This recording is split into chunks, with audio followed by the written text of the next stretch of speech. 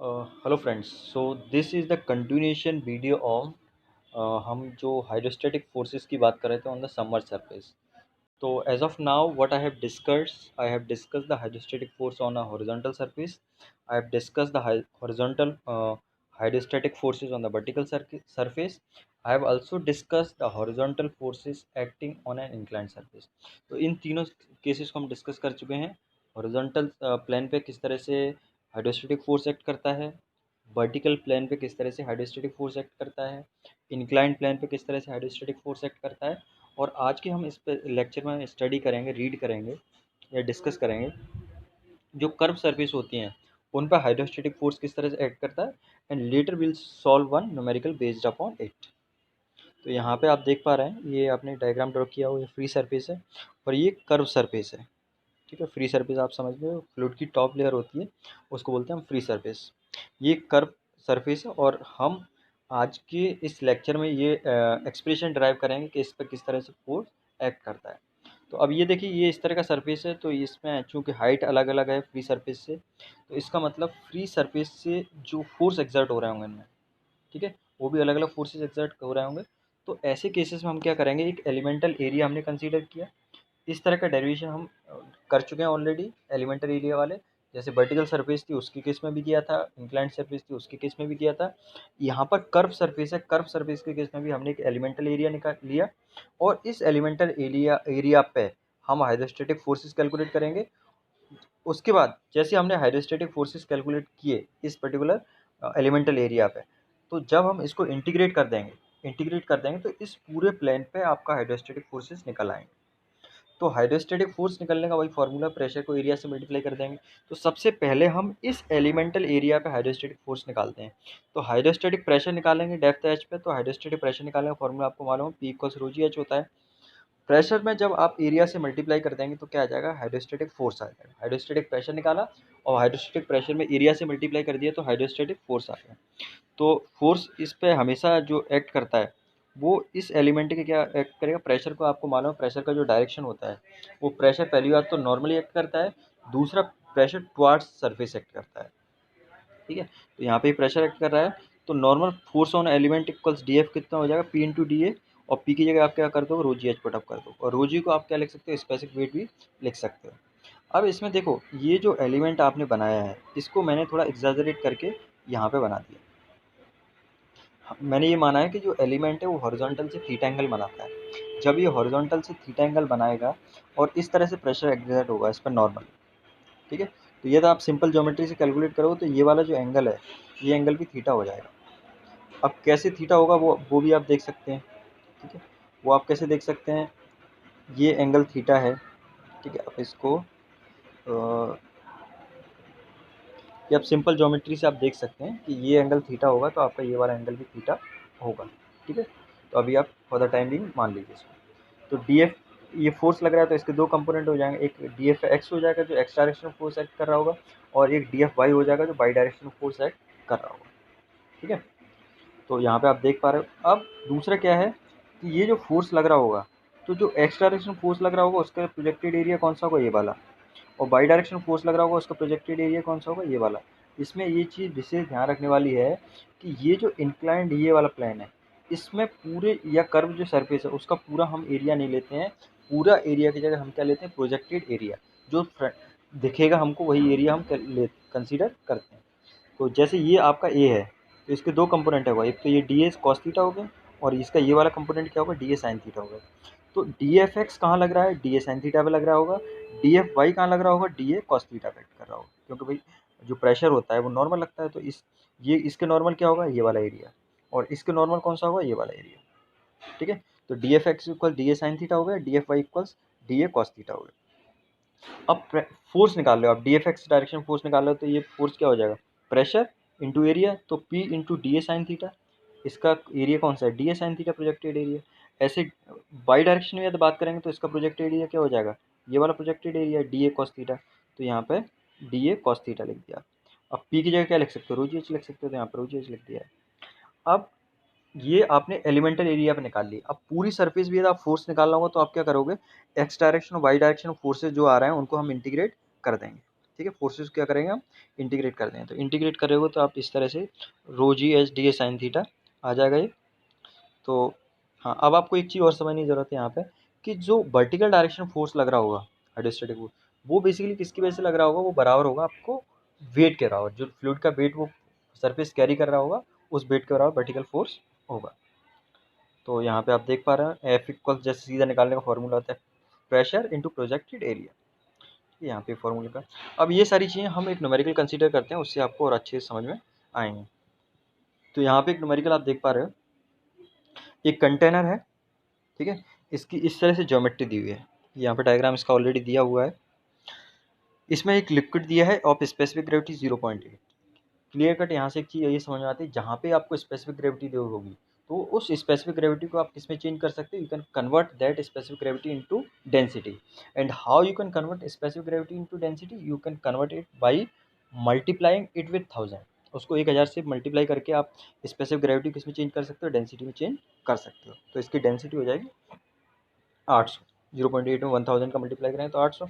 Depth दे रखा है, ठीक है, आप यहाँ पे सारी चीज़ें देख सकते हो, ये दिया हुआ है, ठीक है। अब इसमें पूछा है pressure exerted per unit length, आपको प्रेशर निकालना है, हाइड्रोस्टैटिक फोर्स निकालना है per unit length. Per unit length का मतलब हम लेंथ क्या कंसीडर करेंगे, इसकी यूनिटी 1। अब वर्टिकल फेस BC, इस पर आपको प्रेशर एक्सर्ट निकालना है, हाइड्रोस्टैटिक प्रेशर फोर्स निकालना है BC पे, ठीक है। और आपको CD जो कॉर्नर है इस पे निकालना है, और बेसिकली जितना BC पे लग रहा होगा उतना ही AJ पे लग रहा होगा, और जितना CD पे लग रहा होगा उतना JG पे लग रहा होगा, ठीक है। तो सबसे पहले इसमें बेसिकली दो केसेस बनना है, ठीक है, दो केसेस बनना है। दो केस क्या बनना है, एक तो आपका ये वर्टिकल सरफेस है और ये कर्व सरफेस है, एक वर्टिकल सरफेस है इसमें और एक क्या है, कर्व सरफेस है। तो आप यहाँ पे देख पा रहे हो ये BC क्या है, वर्टिकल सरफेस है, और CD क्या है, कर्व सरफेस है, ठीक है। तो आप अब इसको हम कैलकुलेट करते हैं। वर्टिकल सरफेस का जो फार्मूला है, वर्टिकल सरफेस पे हाइड्रोस्टैटिक फोर्स निकालने का फार्मूला हम ऑलरेडी ड्राइव कर चुके हैं। तो F इक्वल्स क्या होता है, WA/C, जिसमें W रिप्रेजेंट करता है स्पेसिफिक वेट को, A रिप्रेजेंट करता है एरिया को, और बाई सी रिप्रेजेंट कर रहा है उस सरफेस का centroid from the free surface, ठीक है। तो W क्या हो जाएगा, W इक्वल्स रो जी होता है, तो रो निकालोगे यहाँ 0.8 का 1000 से मल्टीप्लाई कर दिया, तो स्पेसिफिक ग्रेविटी को आपने किसमें चेंज कर दिया, स्पेसिफिक ग्रेविटी को आपने चेंज कर दिया डेंसिटी में, ठीक है, इंटू जी की वैल्यू 9.81। तो ये बेसिकली क्या रिप्रेजेंट कर रहा है, W की वैल्यू रिप्रेजेंट कर रहा है। ए, अब एरिया की यदि हम बात करें तो इसका जो लेंथ होगी वो क्या होगी, इस जो प्लेन है यहाँ पे दिया हुआ इस प्लेन के परपेंडिकुलर होगी, और लेंथ की वैल्यू 1 दी है। तो इसका जो BC है इसका एरिया क्या हो जाएगा, इसकी यहाँ से यहाँ तक लेंथ 1, और उसके बाद इसकी लेंथ लेंगे जो कि इसके परपेंडिकुलर, तो इसका एरिया हो जाएगा 1 × 1, है ना, क्योंकि ये कैसा होगा, रेक्टेंगुलर होगा। तो यहाँ पे आपने एरिया ले लिया। फिर YC निकालना है, तो इसका जो सेंट्रोइड होगा वो कहाँ लाई करेगा, इसके बीचों बीच में लाई करेगा। तो यहाँ से यहाँ तक की डिस्टेंस, सेंट्रोइड से फ्री सरफेस की डिस्टेंस की, ये बेसिकली ऊपर वाला रीजन क्या रिप्रेजेंट कर रहा है, it is representing the free surface. तो सेंट्रोइड से फ्री सरफेस की डिस्टेंस की जो हो जाएगी 1/2 मतलब 0.5। तो यहाँ से आपने ये वैल्यू कैलकुलेट करो, तब इसको जब आप कैलकुलेट करोगे तो आ जाएगा 3924 न्यूटन, ये हो गया।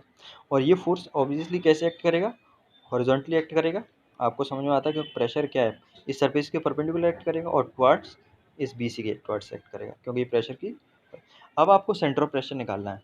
सेंटर ऑफ प्रेशर का मतलब जहाँ पे आप पूरे प्रेशर को एक जगह कंसीडर कर सकते हैं। तो सेंटर ऑफ प्रेशर निकालने का फॉर्मूला ये हम ड्राइव कर चुके हैं वर्टिकल सरफेस के केस में, जब हमने कैलकुलेशंस की थी। तो यहाँ पे बाई पी क्या रिप्रेजेंट कर रहा है, सेंटर ऑफ प्रेशर, या फिर हम बाई पी को बोल सकते हैं distance of centre of pressure from the free surface.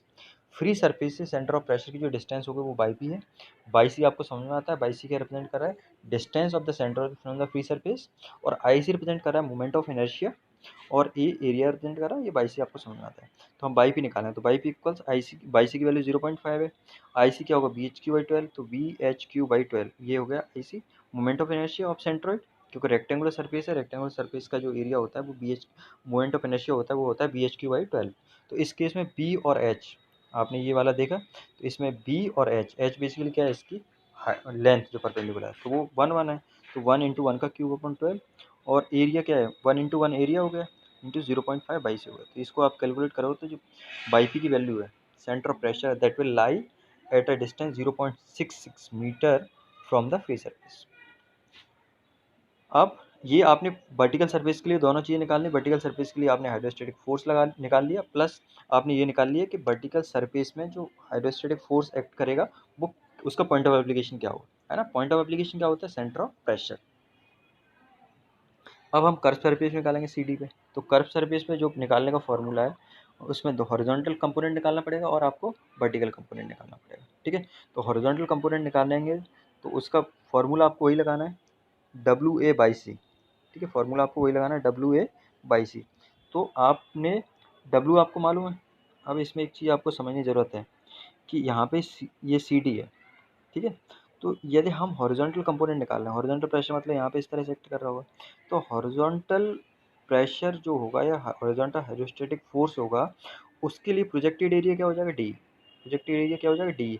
और डी की लेंथ इसमें कितना दे रखा है, 1, है ना। और आपको मालूम है कि इसकी जो लेंथ है ना, जो पूरा एलिमेंट की लेंथ है वो इस पेपर के परपेंडिकुलर होगी और वो लेंथ कितना दे रखा है, 1। तो इसका एरिया भी क्या हो जाएगा, 1 × 1। तो यहाँ पे आप देखोगे ये डब्लू, ठीक है, और vertical projected W A by C, ठीक है। डब्ल्यू ए बाई सी ये रिप्रेजेंट कर रहा है। तो डब्ल्यू तो आपका हो जाएगा रो जी। तो रो कैसे निकालोगे, 0.8 × 1000। स्पेसिफिक ग्रेविटी 1000 का मल्टीप्लाई कर दिया तो रो आ गया, और उसका जी 9.81। अब आप निकालोगे एरिया।